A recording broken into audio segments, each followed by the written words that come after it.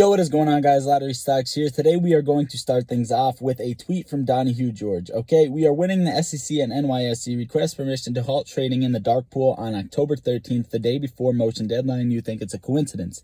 Well, guys, real quick, if you go over to the actual SEC filing, you are going to find that the rule proposed change is actually going to be in effect because of the foregoing proposed rule change does not, one, significantly affect the protection of investors or the public interest, two, impose any significant burden or competition, and three, become operative for 30 days on the date which it was filed or a shorter time as the commission may designate. Okay, now that's not the problem, okay? The problem with this tweet is if you go over the entire article, you are going to find out this has nothing to do with dark pools, okay? It is allowing the NYSE, New York Stock Exchange, to suspend trading or to pause trading at any moment for a certain amount of time.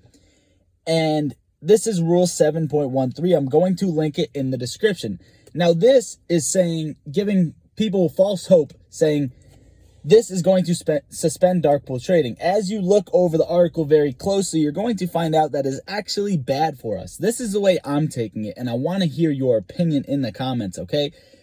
The way I'm taking it is the NYSE, New York Stock Exchange, AMC and GME both trade under the New York Stock Exchange, okay? So the way I'm seeing it is if they're allowing them to suspend trading on these certain days, they're expecting something to come, and they are going to try and stop trading for retail, and that may let dark pools be open to trade as well.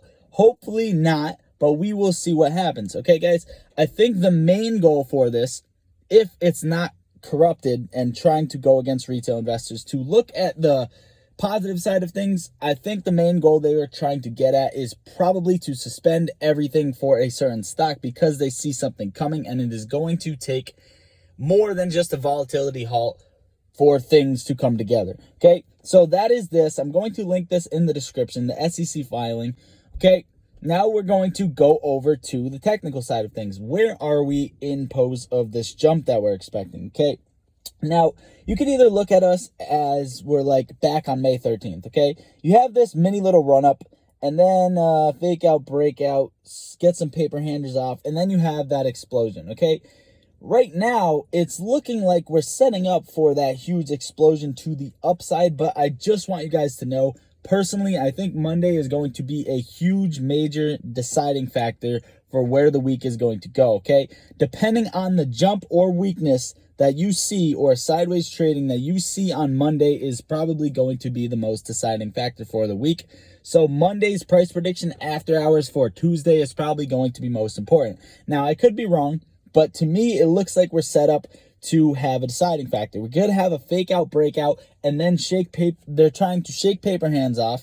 That is one thing I'm expecting, and I'm going to keep my eye out for just in case that comes to happen. But no matter what, you know I'm not selling, obviously. The people who didn't sell back down when it bounced off of 29, 28 are not going to sell if it pops up to 50 and drops down to 40. No one really cares about that.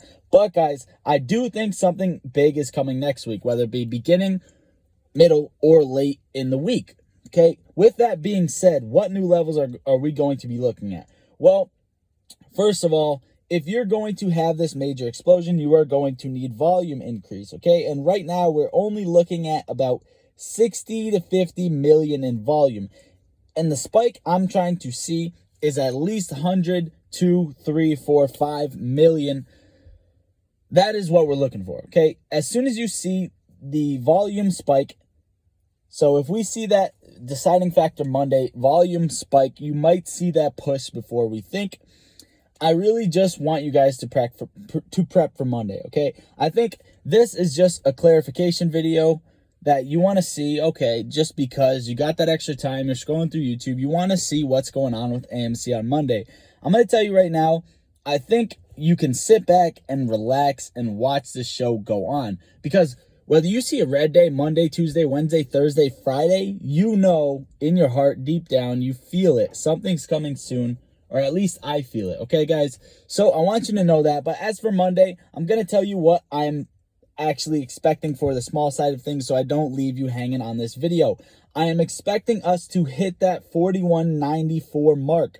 41.90, anywhere in that range, and I'm hoping we get the gap fill back up to $44, and that is my main goal for Monday. I don't see a downside coming Monday, but we are going to see what happens, okay? We're in this little sort of a trend, and that is exactly why I think we need answers. I think we need a setup to see where we're actually going to go, because this can press us down, it can press us up. Nothing in stock market is guaranteed. But once again, guys, test 41.90 in the AM and hopefully have a breakout to $44. That is all I have for you for this video. Consider smashing that like button. We have some huge things coming for the channel. I can't wait to tell you guys. Consider subscribing. Let's get this money, apes. Lottery Stocks out. How we gon' get to this bag when we focus on gambling, but trapping is all that we got. All of us gon' make it one day like church.